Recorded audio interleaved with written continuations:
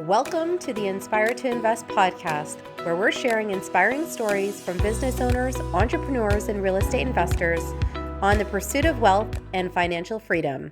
This episode of the Inspire to Invest podcast has been brought to you by Advisor Innovation Lab. Hey everybody, welcome to Inspire to Invest. Steve Betel is here with us from Wixom, Michigan today. Known as the Mortgage Family Man, Steve is a mortgage broker with roots in hospitality. After growing through the hotel business and coming to mortgages for new opportunities, Steve has built his business on offering hospitality level service in a business that is so foreign to this. Further, Steve uses social media and unique content to attract attention to his business that goes way beyond mortgages. So thank you so much for your time today, Steve. How are you? I'm doing great. Thanks so much for having me, Serena. It's truly an honor to be here. So I find it really intriguing that you started out in hospitality because I actually know a lot of people that were in like the events and hospitality world and then, kind of grew up and we got into real estate and mortgages and all kinds of things. Sure. But maybe you can take us back a little bit to the beginning and why you made that transition. 100%. Yeah. So it's really not a crazy story, if you will, so to speak. I went to college. I was doing this all my life. This was the mindset of what I was going to do. I wanted to Yeah. eventually own a hotel and all the things. And I Yeah. went through college. I did internships. I was a kid at that point, and you don't realize, no matter what's in front of your face, that I'm going to be working nights and weekends and holidays for the rest of my life. And Yeah. realized that simply wasn't the lifestyle I wanted, Yeah. and couple that with my college degree and being thrown into a housekeeping manager, essentially, where I was cleaning rooms. And I needed to see where I could progress, if you will. Yeah. And I had a great friend that was in mortgage and said, "Hey, you're good with numbers, you're good with people, come try this. Like, you might like it." And fast forward now almost 12 years, it's a lifetime ago at this point. So it's crazy. So how do you feel about things just when it comes to the balance? Because, I came from an events background, so I know what it's like to be kind of on. Most people are off on the weekends and in the evening, but that's when a lot of events obviously happen because when people aren't Sure. working, they're playing and they're going to events. Now, when it comes to mortgages and real estate, like same thing. A lot of times people are looking for homes when they've got the time and they're not working. So how do you find that balance just in terms of dealing with people? Like, do you find that you are putting in still that time evenings and weekends, or is it a lot easier than it was in the hospitality space? It's a great question, and it is very similar, but the way I can control that balance is very different. Because obviously, like and most people know, hotel events, whatever, you're at that place. You have to be physically in there, and you're Yeah. on for that entire 4 or 5, 6 hour event. Like, Yeah. that's your thing.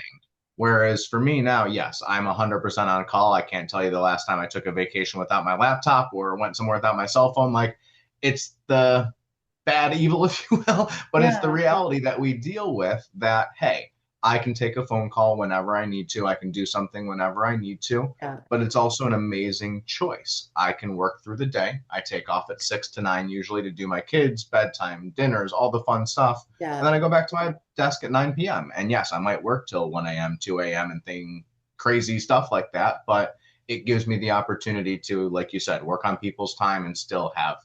somewhat balance, if you will. So in terms of building your business there, I find that sometimes when people shift industries, obviously it does come with some challenges because you are redefining yourself and you have to build up your book of business. What kind of things did you find challenging early on, and how did you overcome those obstacles? It's a great question. So I'll say, luckily for me, I started my shift, if you will, into the corporate world. So I Yeah. started at Quicken. I learned everything from them, and I got the hazing, if you will, of this industry. Now, I also made the conscious choice at that time that I was literally working 14 hours a day in the office. I went in at Yeah. 7.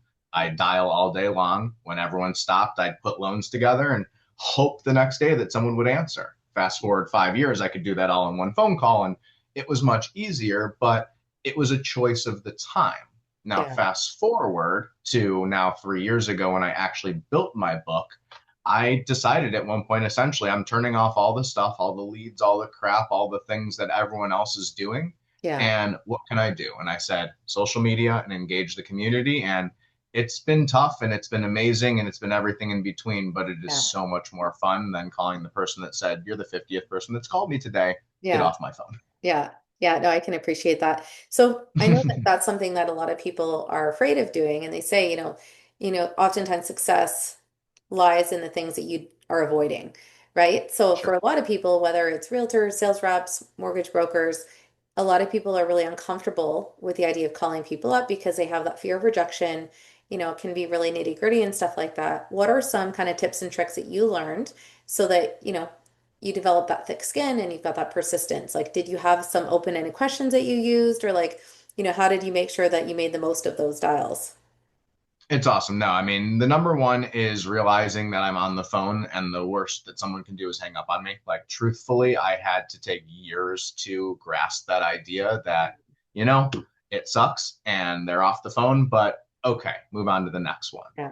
I would say that's the first thing. The next thing I think was really when I became a dad and really started understanding the bigger picture of the people I'm talking to. Like, they are just worried about their finances. They are literally beat up by 50 people like me talking to them, trying to tell them something. And when you flip the script and it's, hey, I want to consult you, I want to give you everything I have no pressure here. This Yeah. is your decision. If this makes sense, fantastic. The game changed. It was really Yeah. that simple. Now, in terms of things like lessons, what would you say is the biggest lesson that you've learned along the way, and how did that help contribute to where you are now? Yep. So I'd say the biggest lesson, honestly, is that there's no work-life balance, if you will, that life is just life and you have to accept all of it. For the Yeah. longest time, I was Steve the mortgage person or Steve the hotel person, and then I was Steve the friend and Steve the husband and all these separate entities. And sure, I was the Yeah. same person, but I felt I needed to be that piece there and not share these other things. And I was private. I was a lot like that. And then again, it came with the social media, it came with how I needed to do my business. I said, hey, like, I'm going to go to an event and talk about my kids. I'm going to bring my family to things because that's who I am. Like, it's all part of that piece, if you will, all Yeah. part of that picture. Yeah. And that's the easy lesson, really. Yeah. I know it. And it's kind of a hard thing because you hear a lot about, there's a lot of things, especially with AI, when it comes to identity theft and concerns with children and social media. So even as a Yep. parent, like, I'm a little torn. Like, I'll show things from the back of my daughter's head. She's only 5. Like, on the public facing social media, anything that you can Sure. see her would be more like for friends and family on like a private lockdown profile. But I mean, there are all these decisions that we need to make because I think sometimes people, they would love to see that side of you. But then at the same time, there's just like a lot of bad stuff out in the world. And like, do you really want them out there? And it's just a decision that you have to make as like a parent and an entrepreneur, like, what that distinction is and where you're comfortable with those boundaries, right? No, it's so true. And I'll say I made the decision and I still don't know if it's the right one, but it's the one I made. I mean, I still remember the day that I chose to go onto social media. I came home and said to my wife, who's a psychologist, she works with Yeah. clients, like, she is more private. And I said to her, I'm like, I know you don't want to really be all over this. I'm going to do my best not to share too much of you, but the kids are fair game and I'm doing it. Like, they're in the perfect age to attract attention. They're adorable. Yeah, They're great. I Like, know. but you're right. There are times when I'm like, wow, like, is someone looking at this? So, like, even just for example, the start of the school year stuff, like, I was very Yeah. conscious of making sure the board didn't have a school name on it, just like the Yeah. simple things to protect that identity without hiding, if you will, who I Yeah. am. I mean, they're 90% of my world. They got to be seen. Yeah, no, I did the exact same thing. And someone kind of commented on that. I said, well, the school's not listed, the teacher's not listed. It had like her name, her age, the things that she likes to do, and her favorite colors. Right. So Yep. I think from that standpoint, like, and again, it wasn't even public facing, that was just in my private. But I think Sure. any identity markers or location or any of those things, you just have to be really careful. But yeah, we're kind of Yeah. walking these weird lines these days, right? And AI has just kind of accelerated those concerns in some ways. So you just have to be cognizant of that when you're putting yourself out there. 100%. So on that note, we're just going to take a really brief break for a word from our sponsors, and we'll be right back. For many advisors, talking about life beyond the financials can feel a bit tricky. Sometimes we're not sure what to ask. Sometimes we worry if it'll open a door we're not prepared to walk through. And sometimes we focus on the numbers because that's what we were trained to do. But here's the truth. What matters most to our clients usually isn't on a spreadsheet. It's in their stories, their relationships, their health, their purpose. And too often we miss that part. AI can build plans and portfolios in minutes, but it can't build trust. It can't hold space for someone's hopes or help them find meaning. That takes deeper conversations, the kind that change relationships and lives. At the Advisor Innovation Lab, we help you lead those conversations with confidence. Our tools give you the language, insights, and intelligence to deepen trust, build relationships that last, and attract clients who want clarity, confidence, and a trusted guide through life's changes. If you're ready to learn how, visit advisorinnovationlab.com to discover more. Big ideas require big capital. And behind every empire you admire out there is someone who's mastered the art of raising it. Elon Musk, he's raised over $75 billion. Warren Buffett, he's built his empire by attracting capital from others. And every real estate tycoon you know of, their portfolio didn't grow from their savings. They scaled by raising capital. So if you're building something that matters, your ability to raise capital is not optional. It's literally the difference between slow growth and true scale. The challenge you're going to have, though, is you haven't built the systems, the story, or the structure that investors trust. Capital doesn't go to the person with the best idea. It goes to the person whose business is actually ready for it. So pick your stage, own it. Build what your business needs at that stage to be able to attract the level of capital that you need where you're at today, not where you think you want to be tomorrow. If you do all of that, capital will follow. So the question is, what stage are you in and what's the next thing that you need to do to grow your business? Click the link below to schedule your capital raising session. We're going to go ahead and map out your custom blueprint and show you exactly how to implement this system in your business. Now remember, if you don't raise the capital, you don't pay. Click on the link below to schedule your strategy session now. Inspire to Invest is proudly sponsored by Share, a US-based platform designed to help Canadians and Americans invest in rental properties across the United States completely remotely. With Share, you don't have to deal with tenants, repairs, or trying to figure out unfamiliar markets on your own. They handle the entire process for you, from setting up your US entities to sourcing vetted rental properties in landlord-friendly states to managing everything post-close with professional property management. It's a done-for-you turnkey solution designed to give you all the upside of real estate ownership without the typical landlord headaches. If you've been wanting to diversify into US real estate but didn't know where to start, Share could be just the partner you've been looking for. Hey everybody, welcome back to Inspire to Invest. I've got Steve Betel here with us today, and we're talking about how he shifted from a career in hospitality over into mortgage brokering. And we're also talking about things like leveraging social media to connect with people that can resonate with you and ultimately like, know, trust you, and work with you. Before the break, we were also talking about how AI is maybe accelerating concerns for parents and entrepreneurs and stuff like that, and decisions that you ultimately have to make depending on which route that you want to go. But one thing that I always like to ask people is, what's the craziest thing that's ever happened to you as an entrepreneur? It's a great question. And I'll say it kind of encompasses all of what we've been talking about, but it's really the social media piece and how that leverage has rolled. I never envisioned the connections, the people, the viewing that I would have. And it really, the biggest aha moment is that iceberg, if you will. Like, you see 5, 10 comments on there, and then everywhere I go now, hey, I saw your video. Hey, that was awesome. Oh my goodness, this cool thing. Wow, you did a pillow this way. Like, the most random things. And that's so crazy to me because, again, I don't see myself still as like this cool social media guy that creates all this content. Like, I'm just sharing stuff I know. So it's that aha moment that people actually care.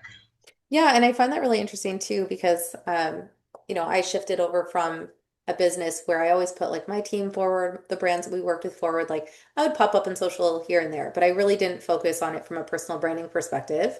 But then about 4 years ago, I got my real estate license, started going down a different path, then launched a podcast along the way. And then I went to an event, it was like a commercial real estate meetup, and I met a few people that I'd only met digitally. So it was kind of weird because I was like, oh, hey, and I actually didn't recognize them. So I felt really bad because they looked a little different in person. So I had 3 or 4 people that recognized me, but it wasn't reciprocated. So it took me a second to click in who they were. But it's almost this weird dynamic because, I have a mentor that said, fame attracts money, opportunity, and unlimited success. So that was his acronym for famous. And, I like that. You're out there on TV, but even just by showing up on social media and stuff like that, you do start to carve out this space as a prominent figure, whether it's in real estate or in your community or whatever that distinction may be, right? Yep, 100%. Now, in terms of advice, did you have any mentorship when you were going down this path? Yeah, so it's been two-sided actually. So when I've been starting all of this, I really leaned on the leaders that I've worked with for years. And it's actually funny now in my position, I get recruiting calls every day from other Right. brokerages. And my first answer is, no, I'm not going anywhere. The people here I trust. Like Yeah. simple. Trust in this business is nothing that can be bought. Yeah. So that's that answer. But to your exact point you just made about a mentor, when I realized that I needed a business coach and finally made that jump, Yeah. it was game changing. Yeah. And you hear this forever through your professional career. You have to have these coaches, these mentors, these whatever, and most people never do it. But half of how I structure my business now, my outreach, my funnels, my CRM, like that was all from the direction of my coach. So that acceleration is life changing. Yeah, and I can agree more. I actually coach people in the real estate investing space as well through another organization. But sometimes when people question the value, you think, well, if you look at athletes, they get coached to become professional athletes. That doesn't mean the coaching stops when they get on a professional sports team. If anything, they It get increases, if even more, anything. you know? Yep. So it's like to not only get there, it requires a certain level of coaching, but then you never know what's going to break at different levels and to, continue to strive to be better and have more like that coaching continues. So I always find it really interesting when people might think, oh, well, I don't need this anymore. I learned everything I have to learn. Right. So I just think that that's always an interesting paradox in some ways. Now, when you think about those mentors that you've had, what do you think is some of the best advice that you've ever been given? So it was actually very recently that I got one piece that's really stood out to me, and it's never give up my book of business, is as simple as that is. Like you're talking about, you have a lot of different things you're doing, you have a lot of different ideas. Same thing Yeah. for me. Mortgage is obviously my main piece, but I have other things I'm working on, other plans that I'm working on. But it was very simple, and it's exactly to that point. I've worked so hard on the brand, the business, the Yeah. connections I have, and that is still the moneymaker. No matter what I'm doing, I have to foster those connections. Yeah, no, understood there. Now, obviously, owning a home is one of the best paths to financial freedom for some people. Can you shed light For on sure. your perspective on financial freedom and what's next for you? Yes, definitely. So, really, it's amazing actually from my seat seeing this question, if you will, firsthand every day. I'm talking to consumers and people around the country Yeah. that are trying to figure that out. And the vast majority are so far from that question or never will ever reach that point. Yeah. So, that perspective itself is very interesting to me. And I watch it and I watch the decisions that I've made that parody that stuff and are contrary. So the answer to directly is I am now in a position that, again, after 3 years of rebuilding my business, things are just starting to click. Yeah. But for any investors, for any new people, like there was time where I was building on debt. I was doing things that maybe are not the best financially for the greater goal. So Yeah. now that things are stabilizing a little bit, if you will, it's what are the next businesses? So something that I've been working on to give a little bit of teaser is hey, with my content, with my social media, with my organizing, I'm looking to leverage that into some kind of something that can really provide that further value to people and actually create a real business out of it. And then again, use that more platform for, again, investing in other things that are able to build that funnel. Yeah. Yeah. No, that's smart. And I think obviously leading with the value first approach is always good practice. How would you Yep. say that these career choices have changed your life in terms of time, money, opportunities? Life changing in every sense of the way, truthfully. I mean, I'll rewind back and say that being at Quicken starting off, and my kids are from IVF, like I would not have my kids without working there. They Yeah. had insurance coverage that helped us, and that is now who I am, mortgage family man, because of it, Yeah. so to Yeah. speak. So just that piece alone, but then you go deeper into seeing like I would have made $40,000 a year at the hotel, and that would have been my cap, and that's it. And I now see owning a home, all these things I do, the businesses Yeah. that I'm trying to create, that would be a flash in the pan for anything. Yeah. So it's how I've leveraged the tools, the resources, the time, the energy to build something that's much bigger and realizing that Yeah. frankly, you just can't do it on these things anymore. But to the AI, to all the other things, there's a zillion ways to find opportunity if you Yeah. want to. Yeah, no, I think that's smart. Now, obviously, the name of this podcast is Inspired to Invest. So I always like to ask people if they've got a particular quote that motivates or inspires them. So I would say the main quote, and it's something I've done forever, is nothing is impossible if you look at it the right way. It's a personal quote I kind of fell into as a kid, but it's organizing, it's investing, it's everything. Like if you take an angle and look at things differently than everyone else, you're going to find an opportunity and you just have to run with it. And it might be scary and it might be different, it might be unknown, but that reason that someone else is not doing it is why it will likely be successful. Yeah, I have a digital marketing mentor that used to say, if you look at things differently, they may start to look different. So, I love that. with that being said, thank you for your time today. We appreciate you being here. If anyone wants to get in touch with you, what's the best way for them to connect? Yes, please. So I'm on all social media platforms. Facebook and Instagram are the easiest. Steve.mortgagefamilyman is the handle. And comment, post, DM, whatever. I'm honored to help. Awesome. Thanks again for your time. For anyone that is watching or listening today, if you've enjoyed this episode, make sure that you like, comment, and subscribe. And make sure you remember, when you invest in yourself, the sky's the limit. Thanks again. Thank you to Advisor Innovation Lab for bringing you this episode of Inspired to Invest. The views represented on this podcast are for general information only and does not constitute investment or other professional advice or an offering of securities. The host and guests featured on Inspired to Invest make no representations as to the performance of any particular investment. Should you decide to make an investment, you are responsible for conducting your own review and analysis. It is recommended that you obtain independent legal, accounting, and tax advice from licensed professionals.